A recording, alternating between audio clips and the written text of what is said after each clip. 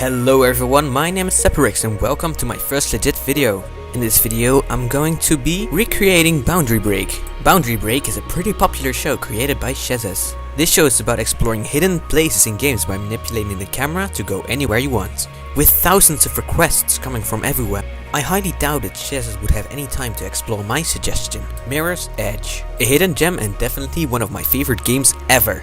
So I thought, why not do it myself?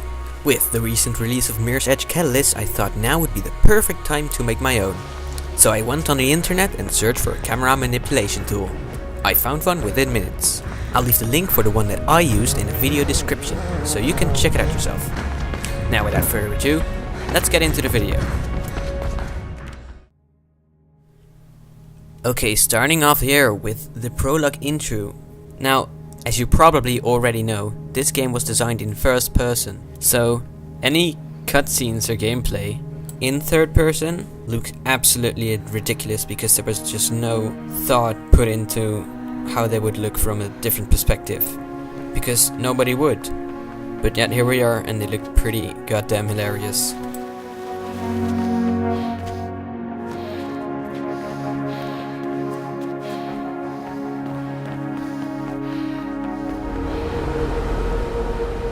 Now, I went and flew over to the shard in the Prologue, and as it turns out, it's actually a 3D model, not just a 2D texture made to look 3D. I have no idea what it would go through this work to actually completely model the shard, but it's pretty damn amazing. Definitely props to the developers for going through this effort. I also wanted to show a zoom out of the entire map because there's just so much work put into it and it looks absolutely gorgeous. Come on, Faith, what's the holdup? The clock's ticking here. Shut up, I'm flying. With this camera I could also take a look inside the rooms that you can see when you're going through the vents. Not much here, but I thought it was pretty cool just to take a look. Now to get to my favorite part. Some of the combat and movements, that looks just so ridiculous. It's so ridiculous. This was definitely one of my favorite parts while making this video. I could also get a little close-up of Cell approaching. Normally you don't really get a good look at this, but with the camera you could see it very close by. Now to get to the cutscenes. I'll just let you watch it, it's just so wacky.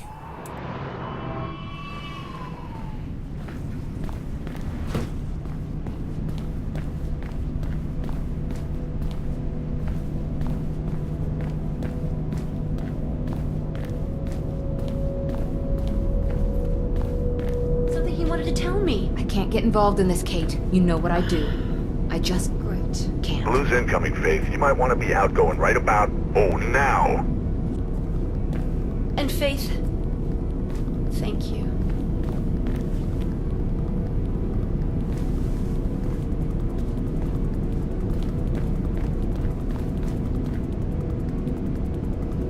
For the next bit, I decided to check if the helicopter chasing you actually had a pilot. Turns out it does, though he appears to be entirely made out of plastic.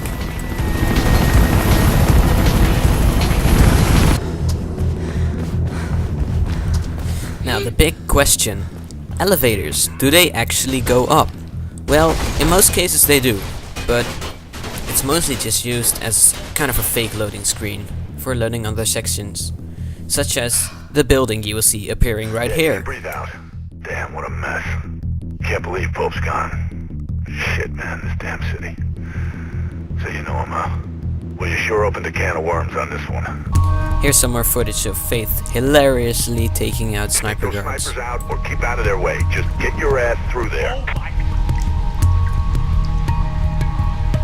While playing this, I always wondered, are the little light dots that you see actually cops, or are they just little light dots? You're inside. Get out of there, Faith. And yeah, they're actually fully rendered cops. I didn't expect that.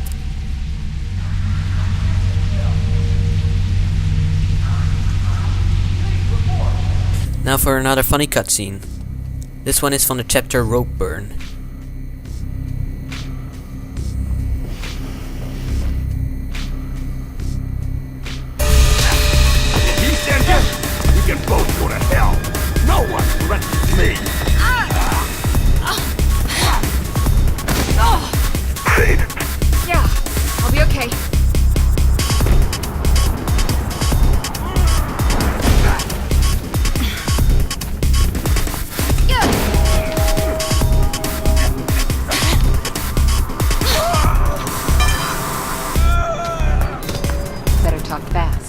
can see your hands starting to sweat. You said a pig Connors didn't know anything. Now we can also see exactly where the killer came from and where he goes. To absolute nothingness. Shit! Merc, someone's shooting. They got Ropeburn. What the?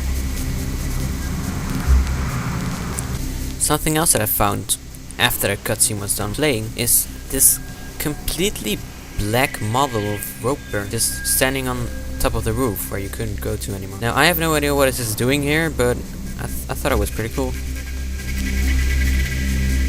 Ah, the boat. The chapter we all love to hate. Something interesting I noticed while making this is that the actual truck that you go into never actually leaves its place. You're just seamlessly warped to another, exactly the same model of the truck that's inside of the boat. Something else what I noticed is that every model you're supposed to interact with is already preloaded at all time. It just has to be there for it to work. Take a look at these barrels, for example.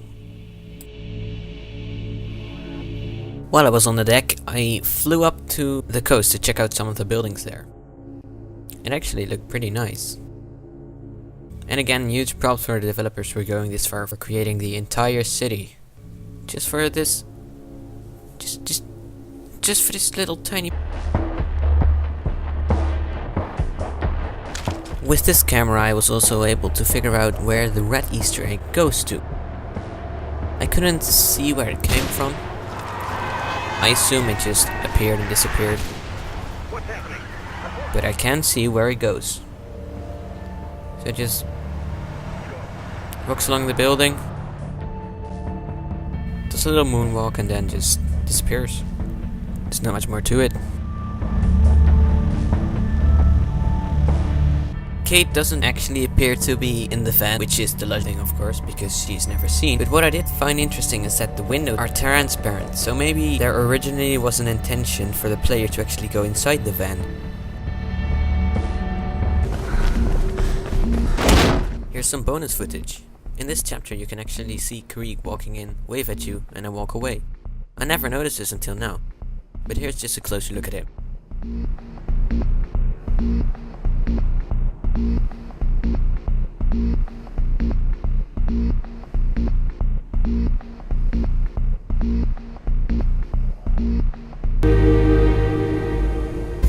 Now for the final chapter, the Shard. First of all, I want to say it has an amazing puzzle theme. Just listen to that. It's like music to my ears, get it? Because it actually is music. I wanted to do a zoom out of the Shard because it's actually a gigantically high building. But it didn't go very well because the ground has absolutely no texture to it, so also it's just copying frames, so it's just a mess. It doesn't really work. Still want to give props though.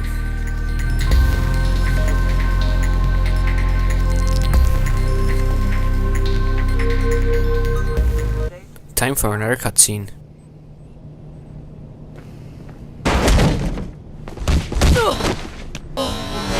Good work. Check her. Gonna shoot me too? No. Right now, you're Kate's best hope. Weren't these your guys? No, they're PK's, Pirandella Kruger, private security. What's going on, Miller? Hope's murder. Turns out there was a man on the inside. Ropeburn? Yes, you were right about him. I tried to get... He was a skater boy, she said see you later boy. He wasn't good enough for her. Time to explain more. Take this comms unit and head for the roof. It's where they've taken Kate. I'll contact you when it's safe. I'll hold them off. The roof. Go! Now!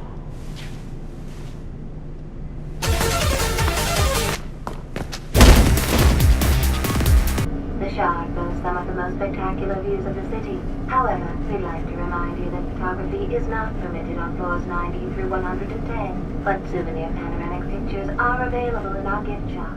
Now in this elevator something weird was going on. Right outside the elevator was a group of PKs. First I had no idea why they were there, but then it struck me. You weren't actually supposed to get out of the elevator doors. You're supposed to get into the shaft. So the only reason the guards are here is to, if you don't get out in time, the doors will open and they'll shoot you. That's demonstrated here, and that's their only purpose.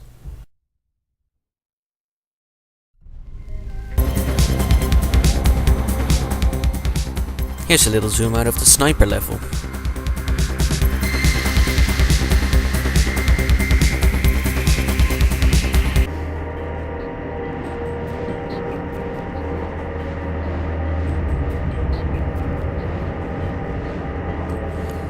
And now, taking an actual look at the shard itself, it doesn't appear to be here.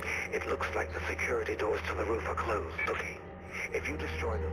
I went over and flew down to the surface just to check out how they did some of the effects. It looks pretty interesting.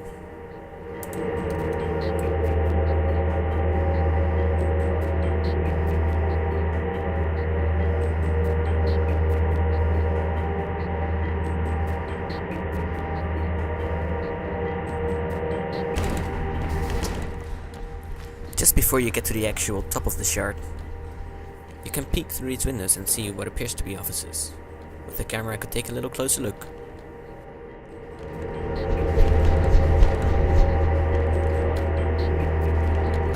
Now for the final cutscene. It's terrible, I'll let you watch. Hello, Faith. Jackknife. If you couldn't... Attitudes like that. Well, that's exactly why I could. Who's behind this? Let's just say I know who the bigger fish are. Callahan. Why us? We're no threat. Classic warfare. Break the lines of communication. Shoot the messengers. Without hope. And without the runners. Your clients. Those who just won't let go of the old city we've cut off. Vulnerable. Then this city can clean up the last of its dregs. So this is just the start. I prefer to think of it as an ending. Still, you did a remarkably good job of coaxing out all those loose ends surrounding Pope's demise. It's why you're still alive.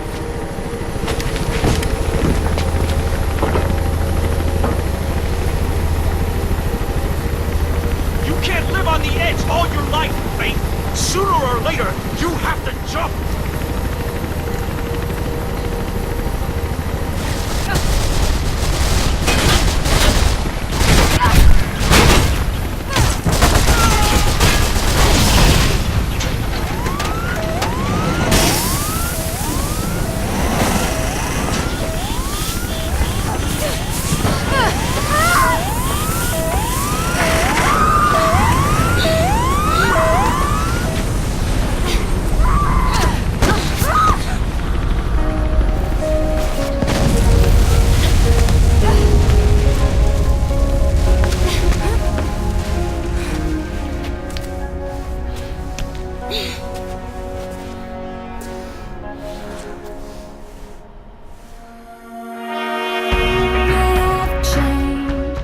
And that concludes my boundary break of Mirror's Edge. Let me know what you think in the comments, and if I should do more of these, or if you have any other suggestions. I'd love to hear what you think. Thank you so much for watching, and I'll see you next time.